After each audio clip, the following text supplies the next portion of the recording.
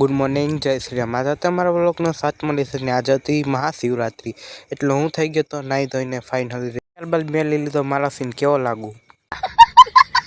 Finally હું થઈ ગયો તો રેડી ને હવે આપણે જવાનું હતું ઘરે. ફાઇનલ ઘરે આવીને આપણે કરી લીધો તું ફરાળ. ફાઇનલી હું નીકળી ગયો તો મંદિર જવા. ફાઇનલ પગી ગયો મંદિર અને કરી લીધા મહાદેવના દર્શન. ત્યારબાદ તિલક લાગીને મેં રેડી દીધું મહાદેવને જળ અર્પણ કરી દીધું.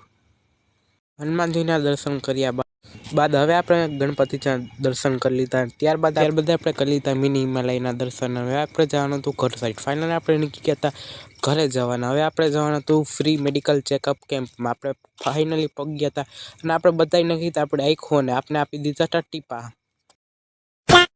ત્યારબાદ મને લાગ્યો તડકો એટલે હું તો બેસી ગયો તો મંડપ નીચે. બાદ ઘરે આવીને મેં તો શેરડી ફોલીને મેં તો ફાઇનલી ખાઈ લીધી હતી શેરડી. ત્યારબાદ ફાઇનલ હું આવી ગયો તો ઘરે અને આપણે હવે કરી લઈએ કપડાં ચેન્જ. ફાઇનલ મેં નાઇટ ડ્રેસ પહેરી લીધો હતો. ત્યારબાદ આપણે જવાનું હતું ડેરી આપણું ફરાળ લેવા. ફાઇનલ હું પગી ગયો તો ડેરી અને મેં લઈ લીધું હતું મારું ફરાળ અને દહીં.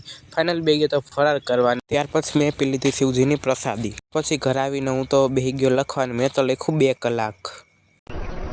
બંધ કરો હાથ જોડ કે મેં લખ્યા બાદ હવે હું થાકી ગયો તો હવે મેં વિચાર કર્યો હવે આપણે સૂઈ જાય. એને જોયું તો વાગી ગયા હતા 4 અને ફાઇનલ આપણે ઘરે આવીને ચા નાસ્તો કર્યા બાદ હવે આપણે નીકળી ગયા ફાઇનલ પાછા ઘરે. ઘરે આવીને આપણે બેસી ગયા હતા લેસન કરવા. તો ઘણું લેસન એ માટે તો હવે ફાઇનલ આપણે ઘરે આવીને કરી લીધા તો સૌ પ્રથમ દીવાબત્તી. નાહી ધોઈને થઈ ગઈ ફાઇનલ રેડી. હવે મેં થઈ લીધો મારો પોતાનો લુક. હવે આપણે જવાનું છે મંદિર. તો આપણે જઈ રહ્યા છીએ મંદિર તરફ.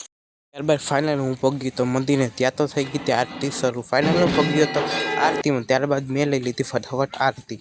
ત્યારબાદ તો થઈ ગઈ હતી ભીડ. चुप रहना भाई, बंद करना तेरा बकवास बंद कर। પછી હું નીકળી ગયો ઘર તરફ. ફાઇનલી ઘરે આવીને મેં તો બદલી નાખ્યા કપડાં બદલીને પછી નાખી દીધું મેં માછલીને ખાવાનું. ત્યારબાદ આપણે નીકળી ગયા હતા ફરાળ લેવા. ફાઇનલી ત્યારબાદ મળીને આપણે ફરાને ફાઇનલ આપણે પગ્યા ડેરીએથી લીધો તો મેં ચેવડો દૂધ. તો ફાઇનલ મેં ચેવડોનું દૂધ ખાઈ લીધું. આજના બ્લોગમાં આટલું જ. મળીએ નેક્સ્ટ બ્લોગમાં.